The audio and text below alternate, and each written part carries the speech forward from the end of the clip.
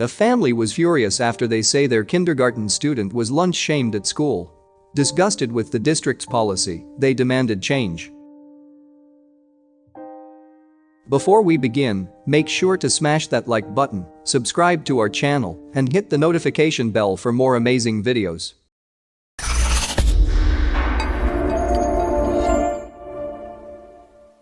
Anya Howard, a 6-year-old kindergarten student at Southwest Elementary School in Greenwood, Indiana, just wanted to eat lunch on a Friday afternoon.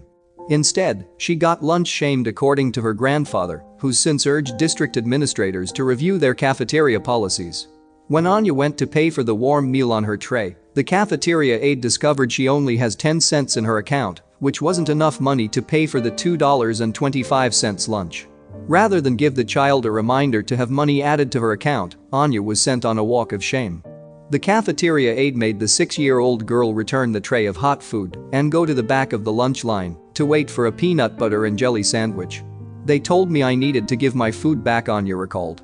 As she did as she was told, she had to walk past approximately 20 students, some of whom knew she had a payment issue. Several classmates made comments about it and also laughed at Anya as she walked by on her way to the back of the line, leaving her upset. "They were laughing at us, and they got more food than us," Anya said, referring to herself and another child who didn't have enough money for their lunch. After hearing what his granddaughter was put through, Dwight Howard, a former teacher, felt it was not only humiliating but unnecessary. "When she was talking to me about it, she was more than sad," Dwight recalled. "I mean, that's embarrassing for a little 6-year-old."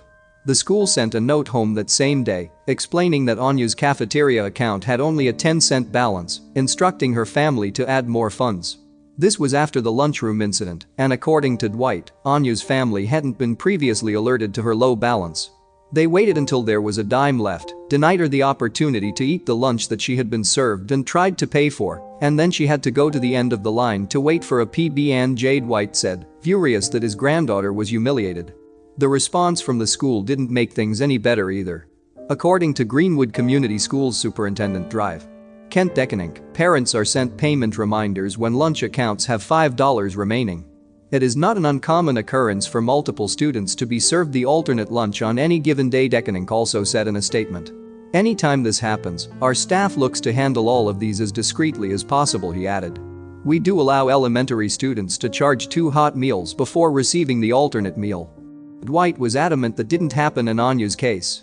According to the grandfather, there was never a $5 alert issued for Anya's account. Instead, he only received a note after she was denied lunch when her account balance had fallen to 10 cents. She also hadn't been allowed to charge any hot meals before being forced to receive the alternate meal.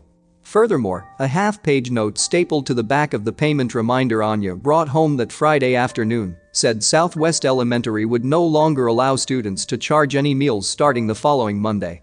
"If there is not enough money in your child's account to cover the entire meal, they will be receiving a peanut butter sandwich and a milk," the correspondence to parents from the school said, adding that accounts would not be allowed to go into the negative any longer.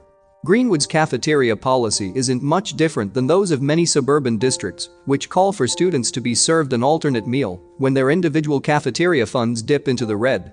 According to federal guidelines, these alternate meal policies are allowed as long as it is spelled out for the parents. The question is, when should staff be allowed to deploy common sense? Policies are black and white, but real-life situations seldom are. This child already had the hot meal in her hands, meaning it couldn't be served to another student due to food handling and hygiene concerns. In other words, it was going to be tossed out, meaning the cafeteria was losing out on money for that meal either way. Isn't it better for the hot food to be in a hungry child's tummy rather than in the trash? It's understandable that the cafeteria doesn't want to lose money, but throwing food away isn't achieving that. If a child can't have the hot lunch unless they have money to pay, schools should check accounts before the food is served.